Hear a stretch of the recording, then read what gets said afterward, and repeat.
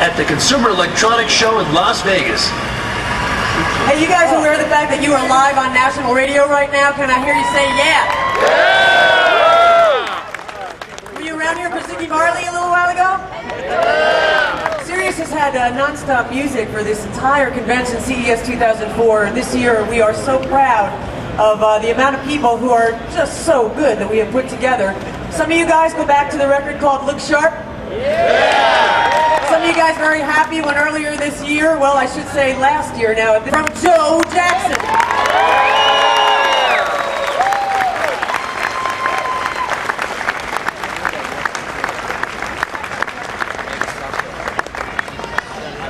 Thank you, Joe.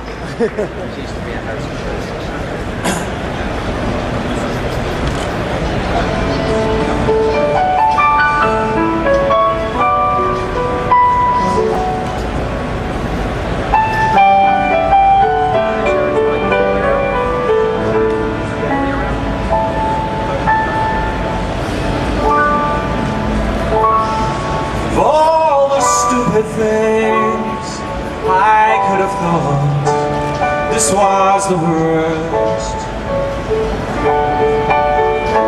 I started to believe that I was born at 17. All the stupid things, the letters and the broken verse stayed hidden at the bottom of the drawer. They'd always be. And now I plow through piles of bills, receipts and credit cards and tickets and the daily news. And sometimes I just want to go back to my hometown. Oh, I know it'll never be the same. Back to my hometown. 'Cause it's been so long, and I'm wondering if it's still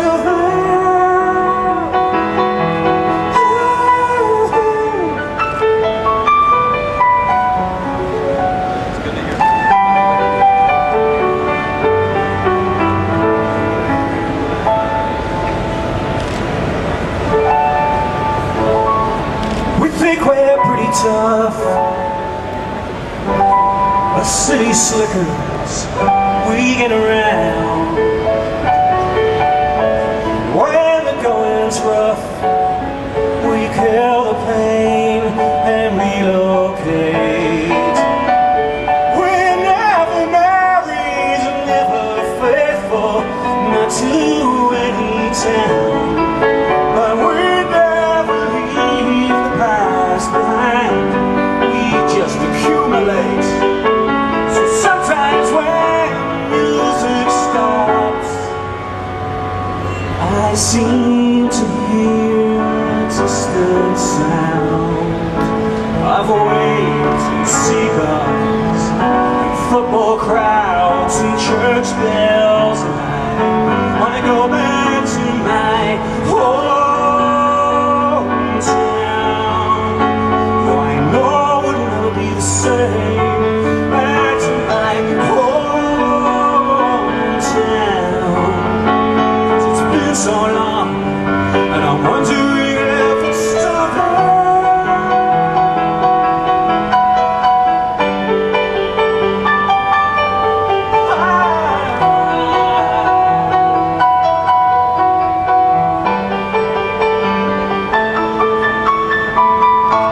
Back to my hometown. Though I know it'll never be the same. Back to my hometown. It's been so long, and I'm wondering if it's still there.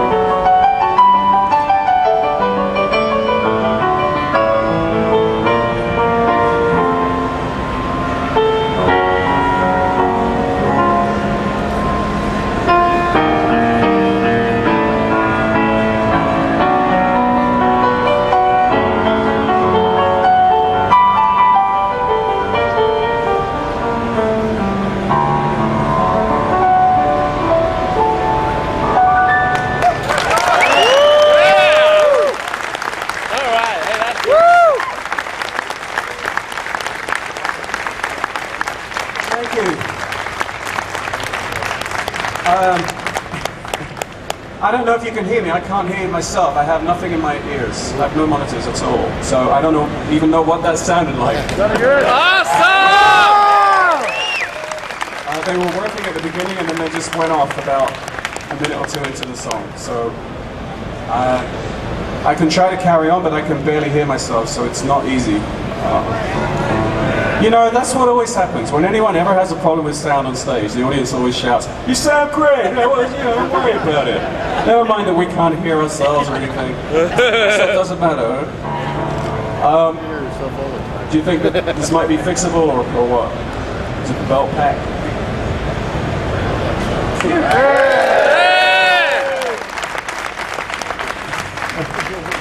Okay, now for the segue that didn't happen.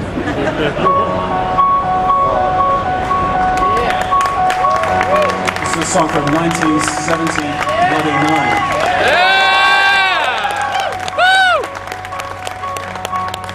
What the hell is wrong with you tonight? I can't seem to say I do the right thing. Wanted to be sure you're feeling right. Wanted to be sure we want the same thing.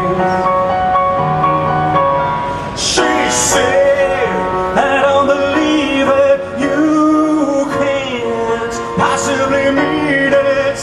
Don't we all want the same thing? Don't we?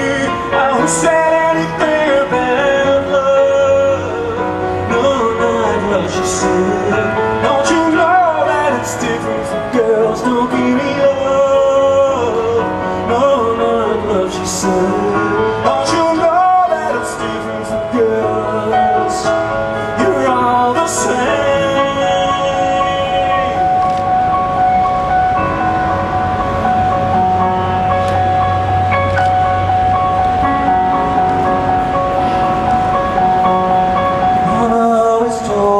Serve yourself. Took a little time, I found the right girl. Many girls don't end up on the shelf, but your cold advice gets you in our world. I know a lot of things that you don't. You wanna hear some? She said, give me something, anything. Now here you got me, not love. No, not love, she said. Don't you know that it's different for girls? Don't give me love. No, not love, she said. Don't you know that it's different for girls? You're all the same.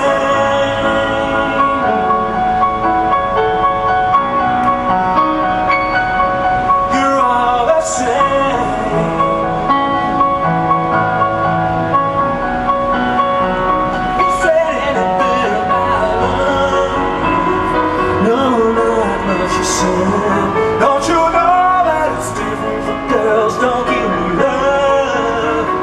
No, not love, she said. Don't you know that it's different for girls? Don't give me no, not love, she said. Don't you know that it's different for girls? You're all the same.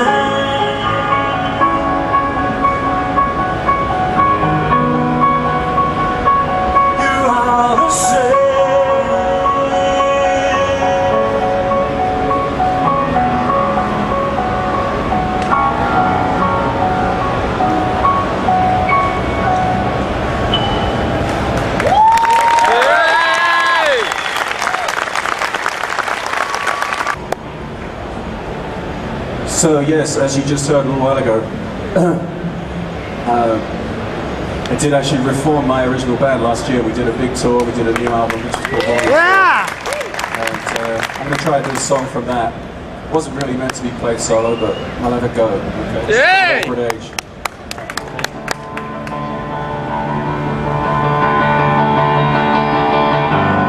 I should've known you were only just 15.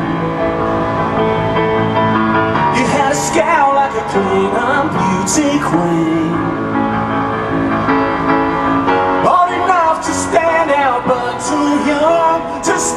bright, so uncomfortable in your messed up skin. And the cool parties never let you in. I could still relate to being left so high and dry, but don't cry, you're just at an awkward age. Ooh, I'll be fine. Disgraceful under pressure, don't toe the line. You're just at an awkward age. You're just at an awkward age. You're just at an awkward age. You're just at an awkward. You look at me like I know what's going on. I'm looking back and I wonder what went wrong.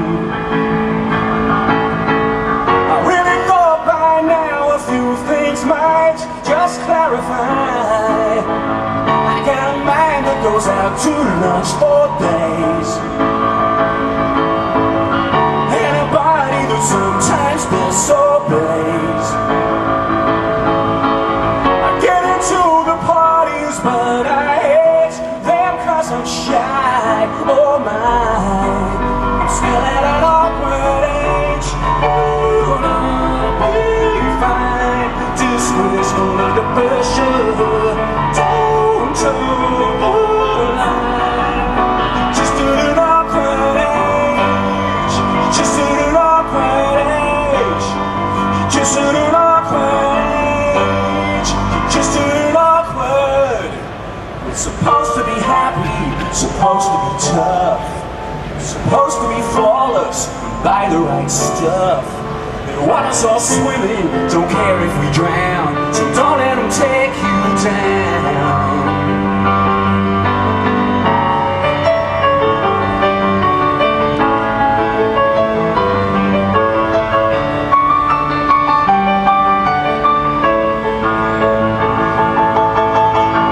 It's a scary mountain to climb up without a guide. Besides, we live in an awkward age. Ooh, I'll be fine. Disgraceful under pressure, don't toe the line. You're just at an awkward age. You're just at an awkward age. You're just at an awkward age. You're just at an awkward age.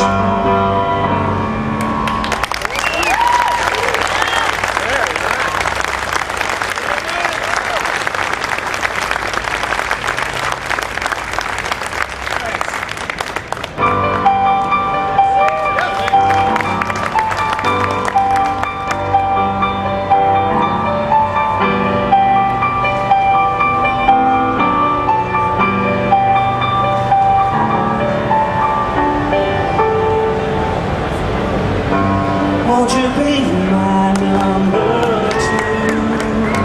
Be a number one or two. There won't be too much to do. Just smile when I feel blue. And there's not much left of me.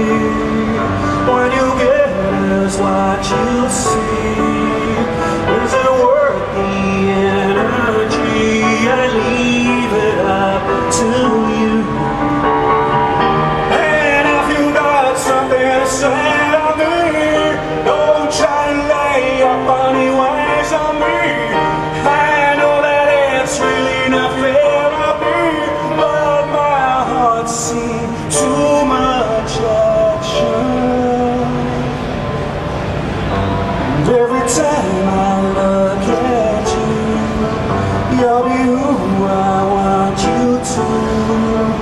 And I'll do what I can do to make a dream or two come true. If you be my number two.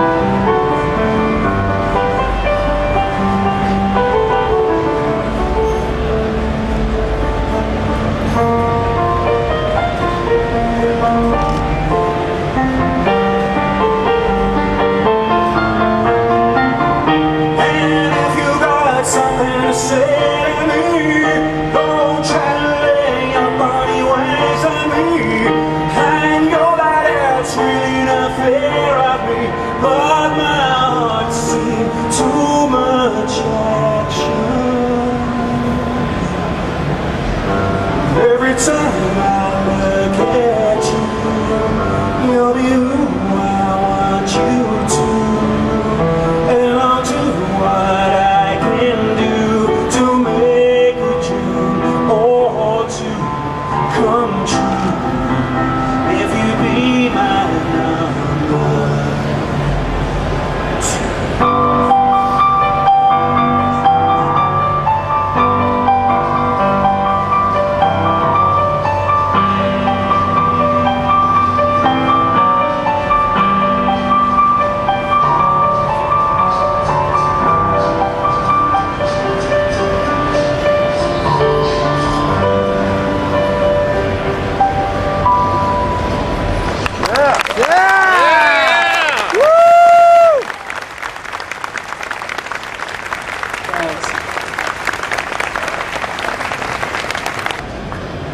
So, I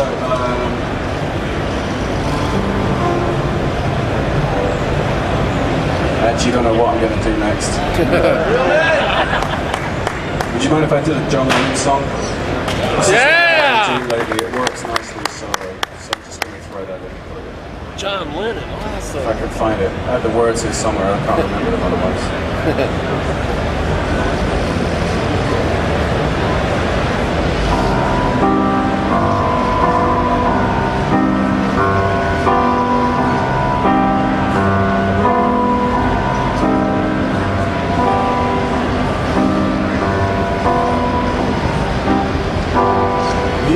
Is there anybody going to listen to my story? All about the girl who came to stay. She's the kind of girl you want so much it makes you sorry. Still you don't regret a single day. A girl,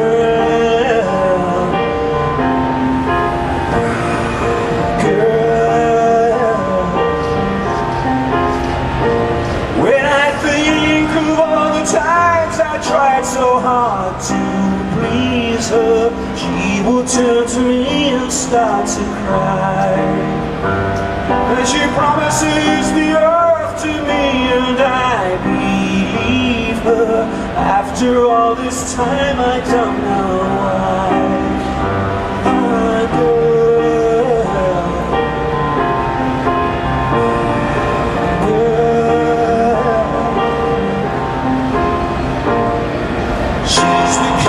girl who puts you down when friends are there, you feel a fool. When you say she's looking good, she acts as if it's understood. She's cool.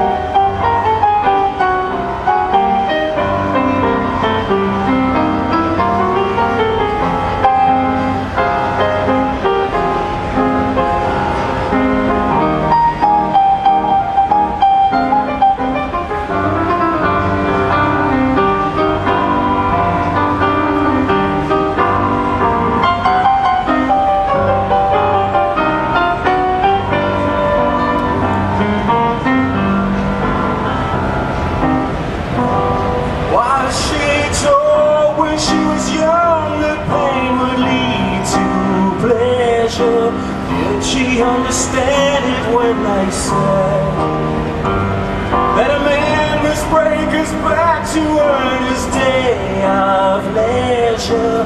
Will she still believe it when he's dead? I do.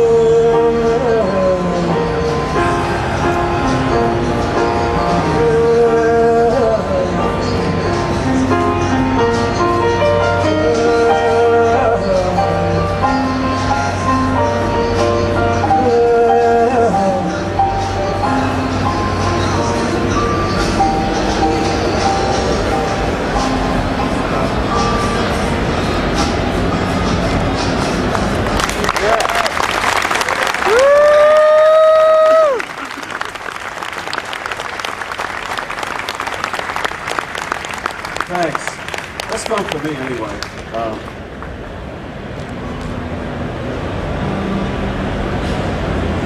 Okay, this is a song from an album called Night and Day.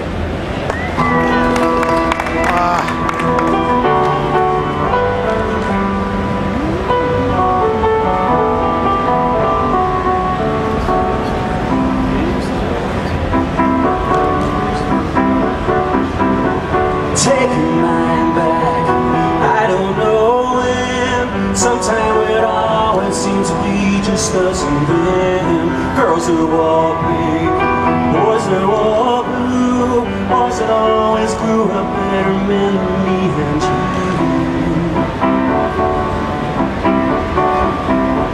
What's a man now? What's a man mean? Is he rough or is he rugged? Is he cultural and clean? Now it's all changed. It's got to change more, cause we think it's getting better, but nobody's really sure. And so it goes around again, and now and then we wonder when I real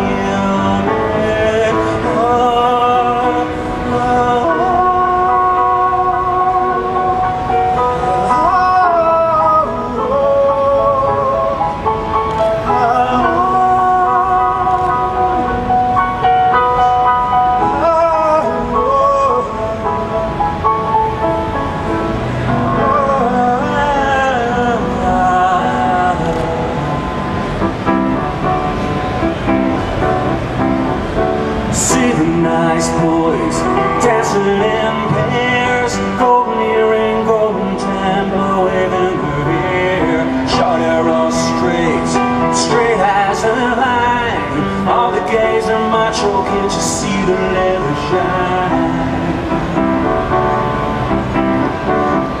You don't want to sound dumb, don't want to offend, so don't call me a faggot, not unless you are a friend.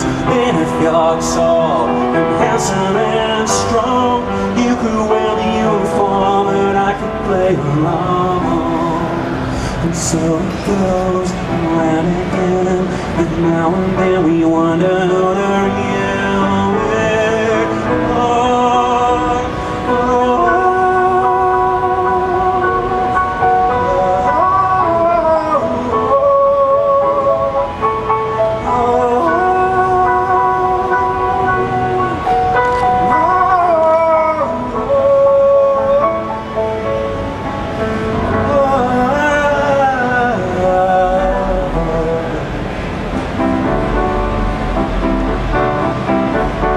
Time to get scared, time to change plan. Don't know how to treat a lady, don't know how to be a man. Time to admit why you call defeat, cause there's women running past you now while you just drag your feet.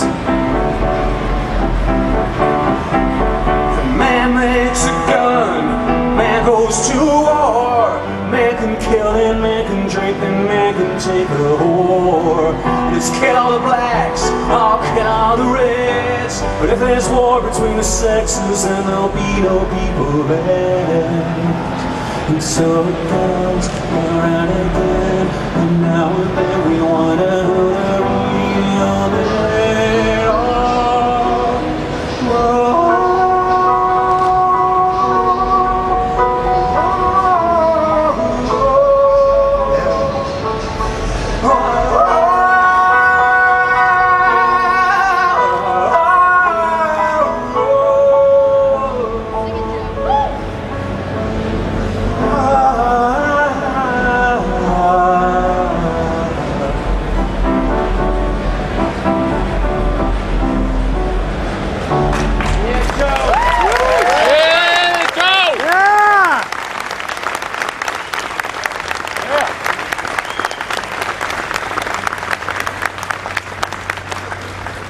Thanks very much.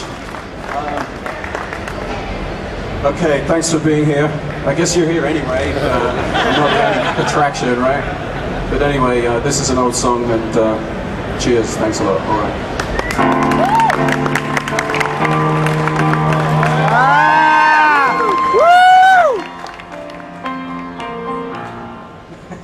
I was completely wrong. I just can't hear myself very well. You have to excuse me. I'm going to start that again.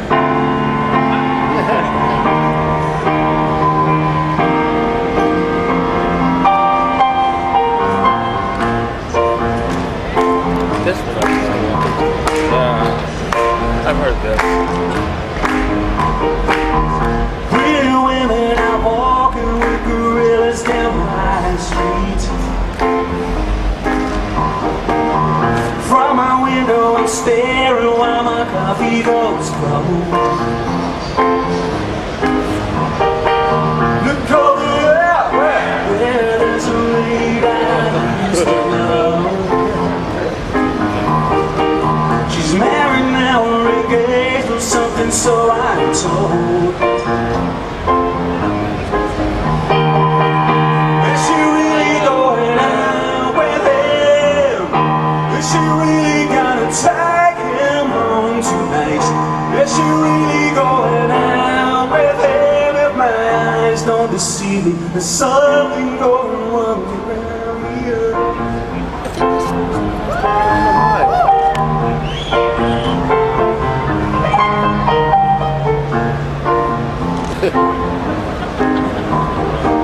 Tonight's the night when I go to all the parties down my street.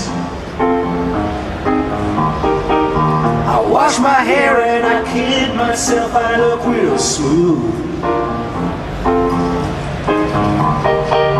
Look over there! Where? Yeah, here comes Judy with her new boyfriend. Sad your looks don't count for much, if so there goes your groove. Is she really going out with him? Is she really gonna take him home tonight? Is she really going out with him? If my eyes don't deceive me, there's something going on around here.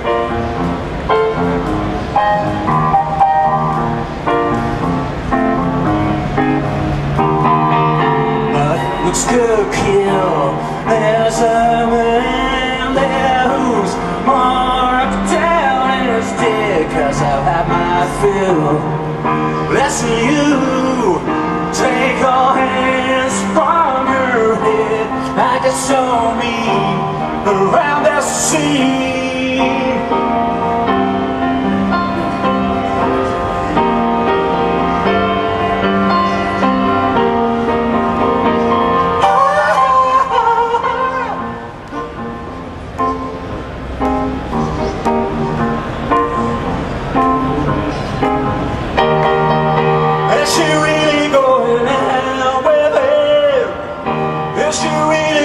Take him home tonight.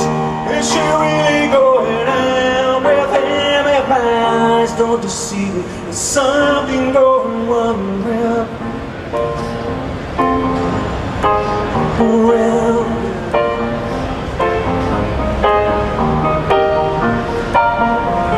Something going on around.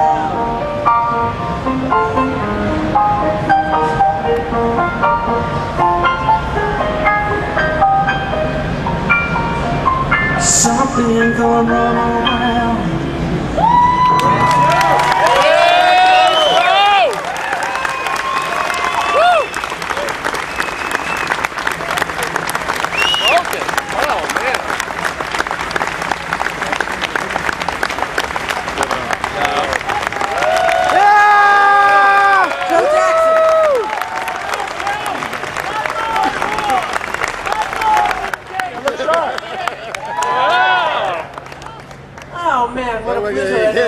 Having you in here with all of this, you can't help but notice sounds almost like earthquakes are going on in the room. Let's hear it for how this guy went through that thing with the delicacy on that piano that I know I couldn't do.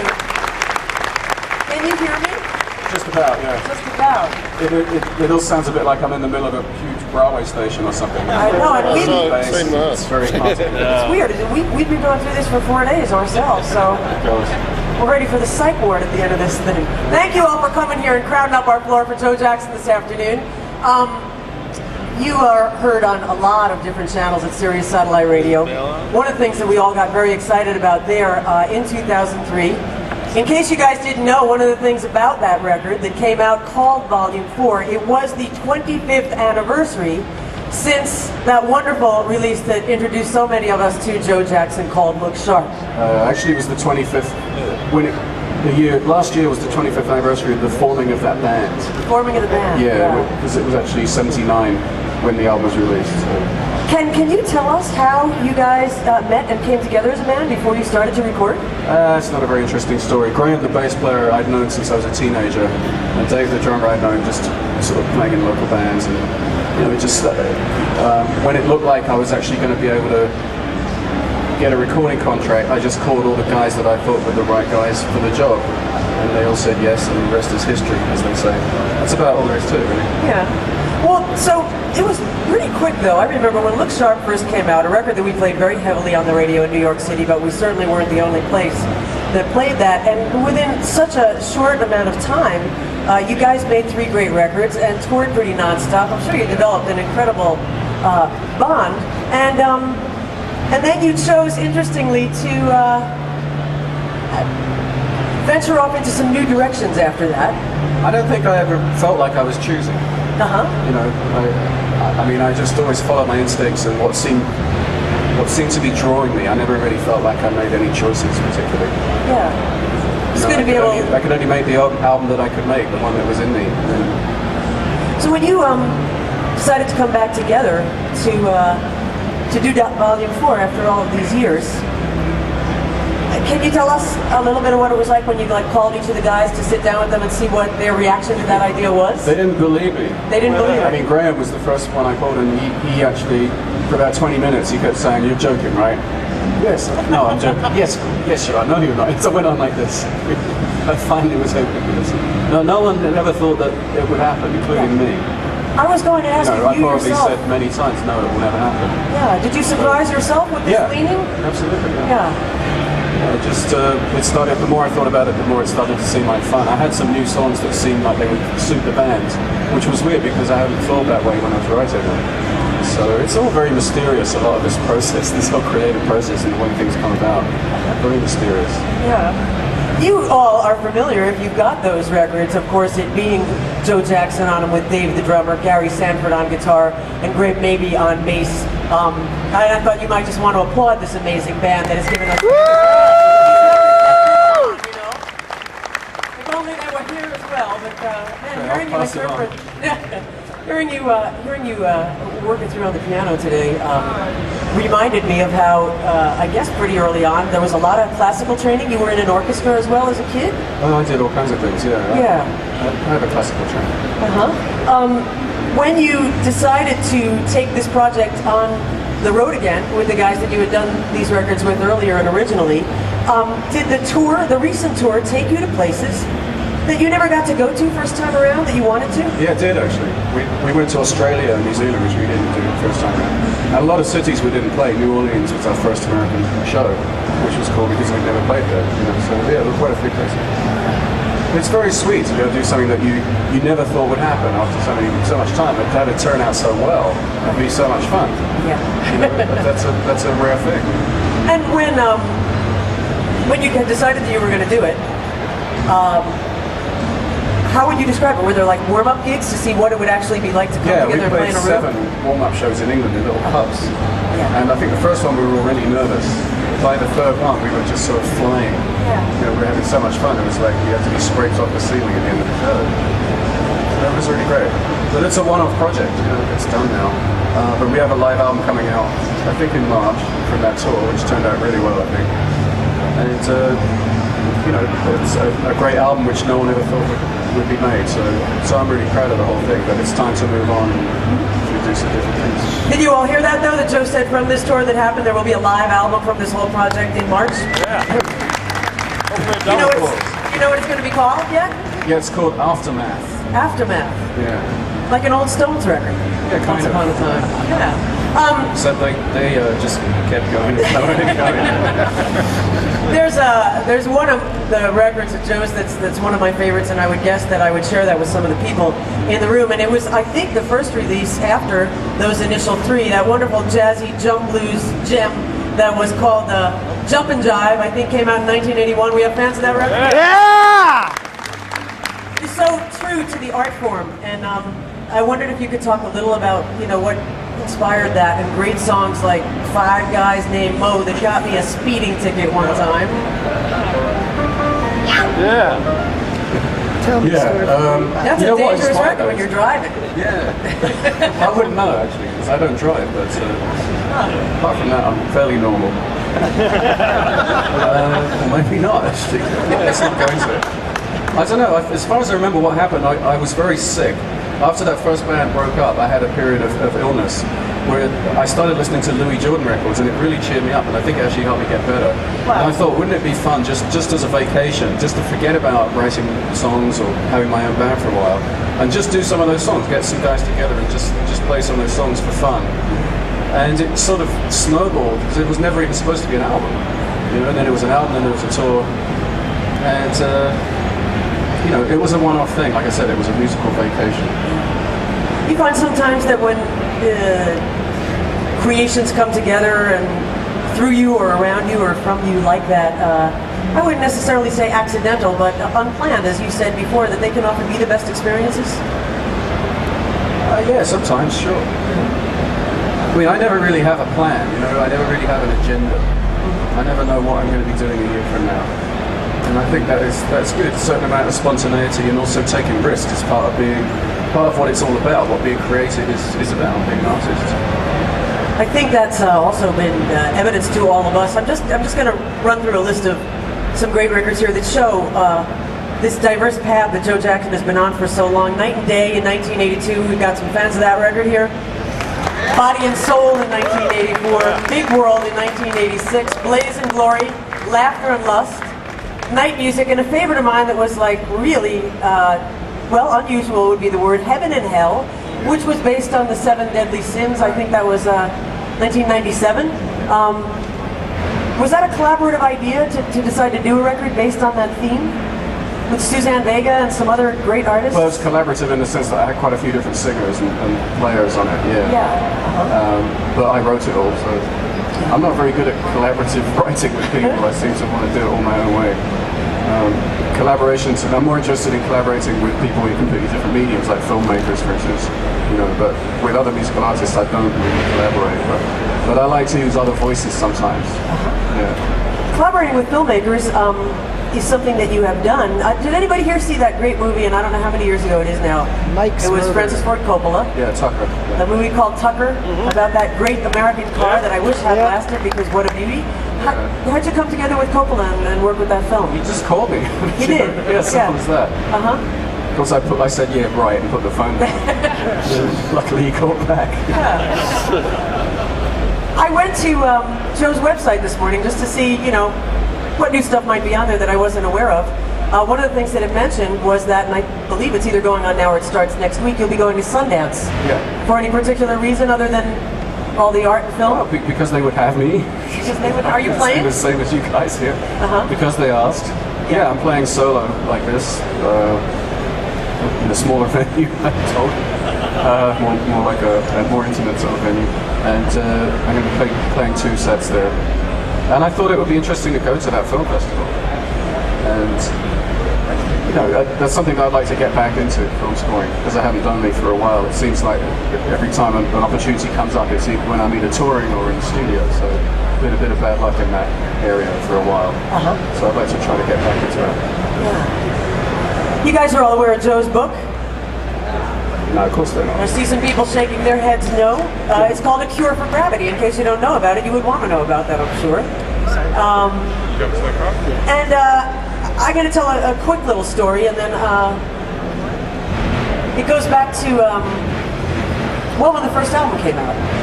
And I know that Joe probably won't remember this, and I also know that I'll never forget it, but I was working at a radio station in New York at that point called WNEW-FM. And it was a good radio station back then, huh? We were playing this record heavily, and I had the prestigious overnight shift. which meant that you were on from 2 in the morning until 6 in the morning. But it also meant that I had all the freedom in the world to play just about anything I wanted. Imagine that. And I was told that when you came over, because we made arrangements with Joe's label A&M Records and a guy who you may remember, Rick Stone, who worked for the label, picked Joe up at the airport. Flight got in pretty late from England and brought you right to our studio, so that with jet lag and traveling from England, you came right to the radio. I've repressed that memory. And I have to just tell you all, and also thank you, Joe, that it was a moment that I would never forget, because you came in, and because we were able to play whatever we wanted to, and you know, there are some experiences in radio that are not that way, which is not true of Sirius now either, but all over the love of music and be able to express yourself and play whatever it was that you wanted. You were incredibly gracious. You did great segues from your record, Look Sharp, into things like La Bamba by Richie Valens, and you did. And then you said to me, I can't believe we can do this. What drugs was I on? I don't remember this. But anyway, I had a wonderful time, and I wanted to thank you for being one of my guests at that radio station a long time ago, and one of our guests here today at Sirius Satellite Radio. Thank you, Joe Jackson. Yeah!